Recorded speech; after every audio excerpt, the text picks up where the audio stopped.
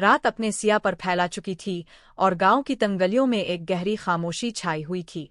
हर घर का दरवाजा बंद था और खिड़कियों से पीली रोशनी की लकीरें बमुश्किल बाहर निकल रही थी। इस खामोशी को सिर्फ दूर कहीं से आने वाले कुत्तों के भौंकने की आवाज तोड़ रही थी।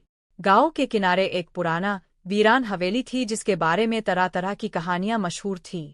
कहा जाता था कि वहाँ एक औरत का भूत रहता है जो कई दहाइयां पहले वहीं मर गई थी।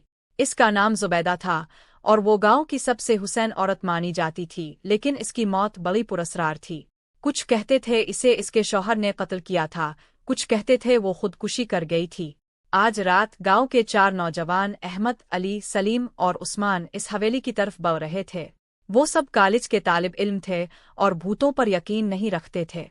ये उनके लिए एक एडवेंचर था, एक मौका था ये साबित करने का कि ये सब कहानियां झूठ हैं। जब वो हवेली के करीब पहुंचे तो एक सर्द हुआ का झोंका आया जिससे उनके रूंगटे खड़े हो गए।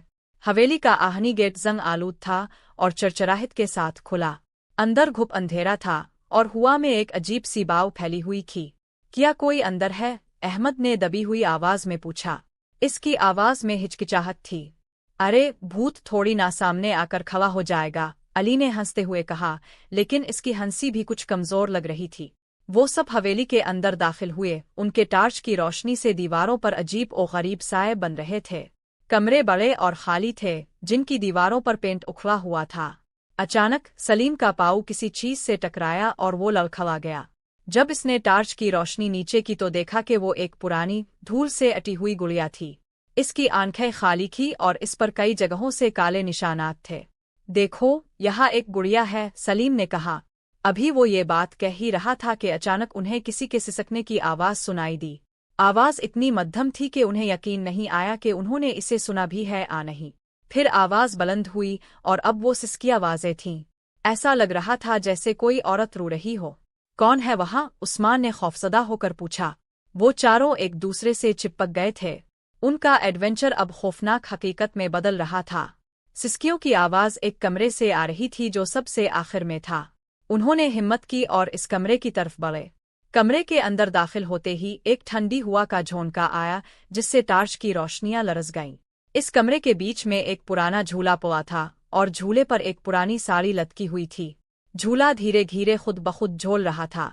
जैसे ही उन्होंने ये मंजर देखा, सिसकियों की आवाज मजीद तेज हो गई और अब वो आवाज कमरे में चारों तरफ गूंज रही थी। अचानक उनके पीछे से एक ठंडा हाथ अहमद के कंधे पर पड़ा। इसकी रीढ़ की हड्डी में सनसनी दौड़ गई। इसने मुंह कर देखा तो इसके सामने एक धुंधला सा साया था जो एक औरत की शक्ल का था। इसकी आंखें सुर्ख अंगारों की तरह चमक रही थी। तुम यहाँ क्यों आए? साये ने एक गहरी लरसती हुई आवाज में पूछा। चारों नौजवान बुरी तरह चीखे और हवेली से बाहर भागे। वो अंधेरे में बगैर रुके दौड़ते रहे जब तक कि वो गांव की हुदूद में नहीं पहुंच गए। उनके दिल तेजी से धड़क रहे थे और वो पसीने में शराबूर थे। इस दिन के बाद से उन चारों ने कभी किसी भूत की कहानी को झूठा नहीं कहा। हवेली आज भी वीरान है और रात की तारीकी में इसके अंदर से कभी कभी सिसकियों की आवाज सुनाई देती है जो गांव वालों को जुबैदा की पुरस्रार मौत की याद दिलाती है।